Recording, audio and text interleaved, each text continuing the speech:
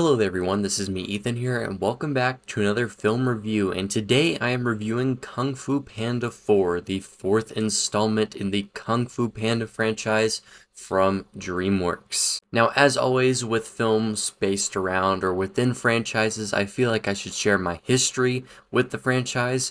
I've grown up with the Kung Fu Panda films. I own them on Blu-ray. I've owned them for a while on Blu-ray. And I watched the original Kung Fu Panda countless times at home and on road trips. So Po and Master Shifu and the Furious Five and Tai Lung and Mr. Ping are characters that I've grown up with, basically the same as Woody and Buzz Lightyear. The Kung Fu Panda franchise I probably watched the most out of any of the DreamWorks movies growing up, so the Kung Fu Panda movies mean a lot to me. I grew up watching them. I've always loved watching them. They're incredibly rewatchable, always funny, very well choreographed, great animation, and it always had a nice heart and soul to its message. So it went without saying that whenever I heard the announcement of a fourth Kung Fu Panda film, I was very excited. Now, Kung Fu Panda 3 felt like the right ending to this franchise with Po becoming the Dragon Warrior finally, but I was open to see what they would do with the fourth one. However, more and more information started to come out. You get Awkwafina cast as a new character. There's rumors about the Furious Five not showing up in this movie at all. I see that there's a lower budget. There was only ever one trailer released for the film. And yeah, I was starting to get worried. I was starting to see some reviews. It's just okay. It's fun. And that's about the same thing I have to say here. First off, for the voice acting talent, it's all still really good. Jack Black just never fails as Po, the Kung Fu Panda. He's always got so much charisma and heart and humor in his voice. He never fails at singing in his films now, that's for sure. And I have no complaints with Jack Black.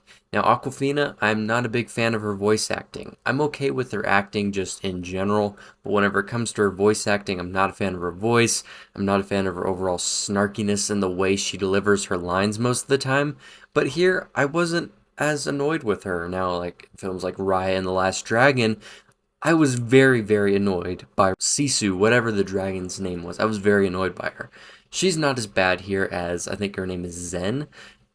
She's an alright addition. Honestly, my biggest issue with her is that she looks like a character out of Zootopia. She doesn't look quite as stylized into the Kung Fu Panda universe like the pigs and the geese and the pandas do. They all have this unique look, even the rabbits, that are distinct from the other Pixar films or DreamWorks films or any other animation. The animals have always had a unique look to them.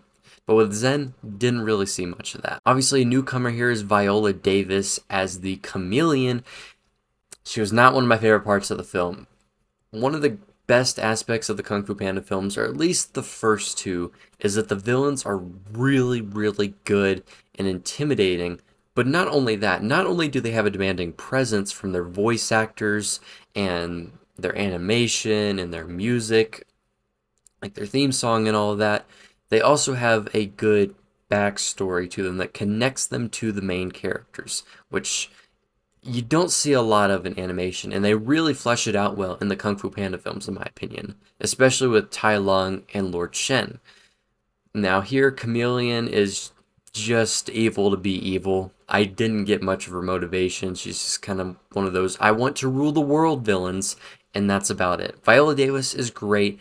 I don't mind her design, but pretty much all she does is just shapeshift into older villains and other characters, and I didn't find her all that intimidating. Now, one of my favorite parts of this film is still consistent with the previous three. The action choreography, as well as the art direction, is still really, really good here. There's still some wide shots that you see of a city or an environment or the Valley of Peace, and it still looks beautiful. The animation still looks stunning to this day. You can see such a leap still in animation from the first one, even though it costs less to make than the previous three. It still looks great. It does not look cheap at all to me. It's got great lighting, decent composition, and then like I said, the action is well choreographed throughout and well directed. I felt like it continued the legacy of the previous three films of having that nice, fast-paced, snappy action, and characters like Zen have that unique fighting style as a fox that you see, similar to how Tai Lung had this cool agility to him, and Lord Shen has this different movement to him. You see that with Zen based on her character movements and what type of animal she is, and I like that. However, you don't really get that with Chameleon, as she just shapeshifts into other characters. My biggest issue, honestly, with this film comes down to the writing. I didn't like the villain, and that's just because she's not well written. She doesn't have much to do for almost the entire film until like the last maybe 30 minutes. I felt the message wasn't as heartfelt as the previous three. I didn't feel as much of a connection to our newer character played by Awkwafina.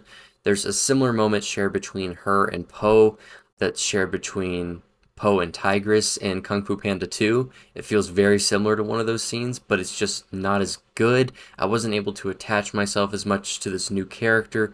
I didn't buy into Poe and Zen's relationship at all as the film progressed, and it's also just not as funny as the previous three. One thing that I love about the Kung Fu Panda films is that they're really well written whenever it comes to the comedy. At least the comedy has always appealed to me, but here it felt a lot more lowbrow, just in general, just not as funny to me. And obviously, comedy is subjective, but that's just me personally. And one of my other major issues, now that I'm thinking about it, is the pacing. The pacing is just really bad in this movie. It just goes quickly, scene after scene after scene. Towards the beginning, there's like multiple moments where you're having a conversation between Poe and Master Shifu, and then it switches over to another scene that's happening. And then it goes right back to another conversation with Poe and Master Shifu, but in a different location. And part of that maybe is just the weird editing, but to me it felt so fast paced. It felt like it was trying to just get over with really quickly, and especially compared to the previous three, which I had rewatched over like the past week or so, this film just totally flies by. All of them are like an hour and a half, but this one felt like an hour. It felt like it just flew by like nothing, and it bothered me personally. And I will say, it may not bother everybody else. It may not bother others that it's an extremely fast-paced movie. It may be helpful for families to watch a quicker-paced movie that's easier to follow. But for me, and my enjoyment of the Kung Fu Panda franchise, it just doesn't live up to those previous three, where they're paced so much better. So overall, here's my rating for Kung Fu Panda 4. I'm giving it a 6 out of 10. Kung Fu Panda 4 ultimately fails to live up to its predecessors while still being a decent animated film that I'm sure families will enjoy. This film did better at the box office this past weekend than Dune Part 2, which isn't very surprising because it appeals to an even wider audience of families and children, but it's an enjoyable time. I didn't hate this movie, I was just more so disappointed by it. There were some aspects of it that just weren't as good as what I've grown up with, and for that reason, I'm giving it a lower score. I'm sure plenty of people are going to love this movie just like the other Kung Fu Panda films, but for me, I was left disappointed. So what did you all think of Kung Fu Panda 4 if you have seen it, or do you plan on going to see it? Please let me know any and all opinions down in the comments section below. So if you all enjoyed this review and if you all enjoyed this video, please be sure to like, comment, and subscribe. And as always, I will see you all in the next one. Bye and have a great day. Skadoosh.